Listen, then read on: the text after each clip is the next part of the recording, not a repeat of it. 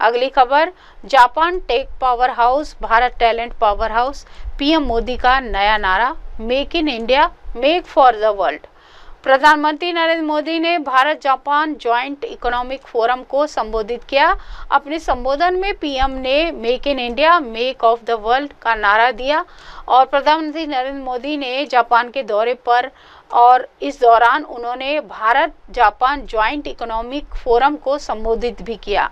PM Modi ने अपने संबोधन में जापान की टेक्नोलॉजी और भारत के टैलेंट से तस्वीर बदलने की बात कही है। चलिए आपको 10 बिंदुओं में बताते हैं कि पीएम मोदी ने Bharat Japan joint economic forum को संबोधित करते हुए क्या कहा था। अगली खबर, जापानी महिलाओं का खाटी भारतीय अंदाज, पहली राजस्थानी पोशाक, पीएम मोदी के स्वागत में गाया लोकगीत। प्रधानमंत्री नरेंद्र मोदी के जापान पहुंचने पर उनका भव्य स्वागत किया गया। पीएम मोदी के स्वागत में भारतीय परंपरा की झलक देखने को मिली। इस दौरान जापानी महिलाओं का अलग ही अंदाज देखने को मिला। प्रधानमंत्री नरेंद्र मोदी जापान की 2 दिवसीय यात्रा में शुक्रवार को टोक्यो पहुंचे थे और टोक्यो पहुंचने पर पीएम मोदी का शानदार स्वागत किया गया। इस दौरान भारतीय समुदाय के लोगों ने भी खासा उत्साह नजर आया। टोक्यो में पीएम मोदी के स्वागत के दौरान भारतीय परंपरा की झलक देखने को मिली। राजस्थानी पोशाक पहने जापानी महिलाओं ने राजस्थानी लोकगीत गाकर प्रधानमंत्री मोदी का स्वागत किया। पधारो हमारे देश। हिंदी बोल रही थी, कितने साल प्रैक्टिस की? हिंदी तो मैं 5 सालों से सीख रही हूँ। अच्छा, तो गुजरात में राजस्थान में ज्यादा गए? राजस्थान और गुजराती का भजन सीख रही हूँ। कौन सा? हमारी जाओ बोलिए। बारी जाओ रे बलिहारी जाओ रे, बारी जाओ रे बलिहारी जाओ रे, मारे सतगुरु आंगन आया रे, मेवारी जाओ रे। वाह। अगली खबर, श्रीलंका का मोस्ट वांटेड गिरफ्तार। श्रीलंका का एक मोस्ट वांटेड अपराधी जिसे अदालत में गोलीबारी सहित कई अपराधों में वांछित था, इंडोनेशिया में गिरफ्तार किया गया। श्रीलंका का एक मोस्ट वांटेड अपराधी जिसे अदालत में गोलीबारी सहित कई गंभीर अपराधों में वांछित था, उसे इंडोनेशिया में गिरफ्तार कर लिया गया। यह अपराधी कई वर्षों से कानून से भाग रहा था। गिरफ्तारी एक सफल संयुक्त अभियान का हिस्सा थी जिसमें श्रीलंका और इंडोनेशियाई पुलिस ने मिलकर काम किया। इस गिरफ्तारी को श्रीलंका में संगठित अपराध के खिलाफ एक बड़ी सफलता माना जा रहा है। अगली खबर, दक्षिण कोरिया में फोन पर प्रतिबंध। दक्षिण कोरिया ने 2026 से कक्षाओं में मोबाइल फोन के इस्तेमाल पर राष्ट्रव्यापी प्रतिबंध लगाने की घोषणा की है। 2026 से पूरे देश में स्कूलों की कक्षाओं में मोबाइल फोन के इस्तेमाल पर प्रतिबंध लगाने की घोषणा की गई। यह फैसला छात्रों की एकाग्रता और मानसिक स्वास्थ्य पर मोबाइल फोन के नकारात्मक प्रभाव को देखते हुए लिया गया है। इस नीति के अनुसार छात्र स्कूल परिसर में अपने फोन ला सकते हैं, लेकिन उन्हें कक्षाओं के दौरान इसका इस्तेमाल करने की अनुमति नहीं है।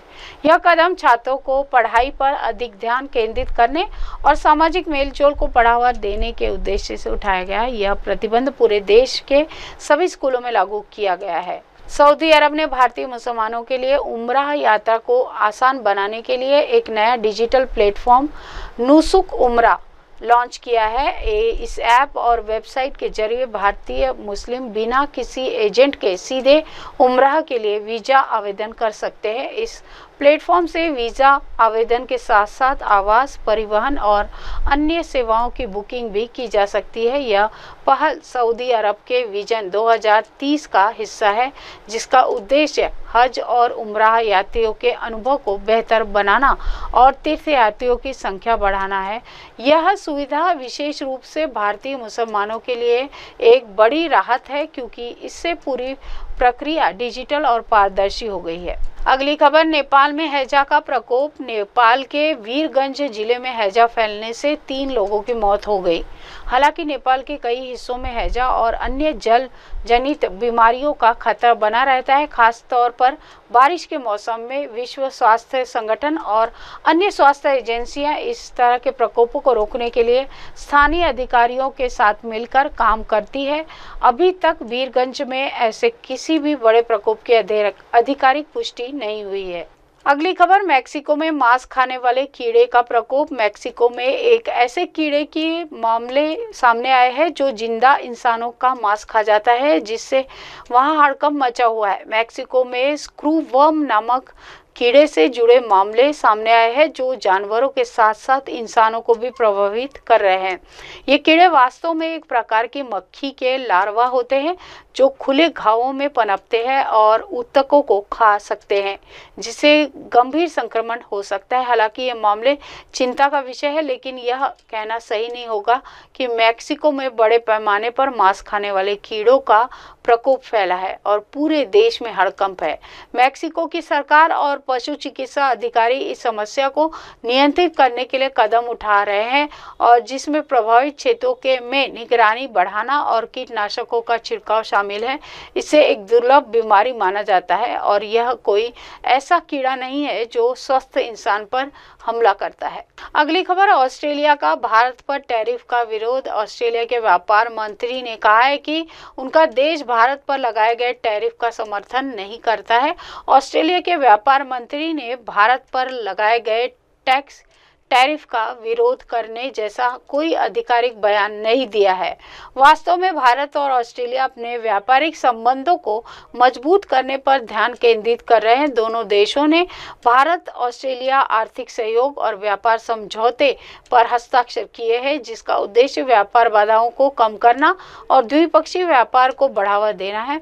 इस समझौते के तहत भारत अपने 96.4% निर्यात पर शुल्क मुक्त इस समझौते के तहत भारत अपने 86.4% निर्यात पर शुल्क मुक्त पहुंच प्राप्त करेगा और इसलिए ऑस्ट्रेलिया द्वारा भारत पर टैरिफ का विरोध करने का कोई सवाल ही नहीं उठता, क्योंकि वे व्यापार को उदार बनाने के पक्ष में है। अगली खबर, यूएस में भारतीयों पर नस्ली हमला। आयरलैंड में एक 6 वर्षीय भारतीय बच्ची पर नस्ली हमला हुआ है।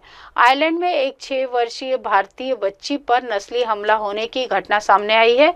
यह हमला तब हुआ जब बच्ची अपने परिवार के साथ बाहर थी।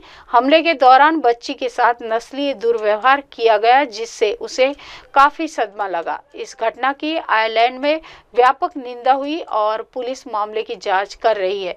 यह हमला आयरलैंड में रहने वाले भारतीय समुदाय के लिए चिंता का विषय बन गया है। अगली खबर, रूस ने नाटो के पास बनाया जासूसी अड्डा। कालिनिनग्राद की कुछ तस्वीरों ने यूरोप की नींद उड़ा दी, जिससे पुतिन के इरादे पर सवाल उठ रहे हैं। रूस के नाटो की सीमा के पास अपने कालिनिनग्राद क्षेत्र में सैन्य उपस्थिति को मजबूत किया है, जिससे यूरोप में चिंताएं बढ़ गई है। हाल ही में कालिनिनग्राद की कुछ उपग्रह तस्वीरों से पता चलता है कि रूस ने अपने सैन्य और जासूसी उपकरण तैनात किए हैं। इन तस्वीरों में उन्नत मिसाइल प्रणालियां और इलेक्ट्रॉनिक निगरानी स्टेशनों को देखा गया, जो नाटो देशों की गतिविधियों पर नजर रखने के लिए बनाए गए हैं।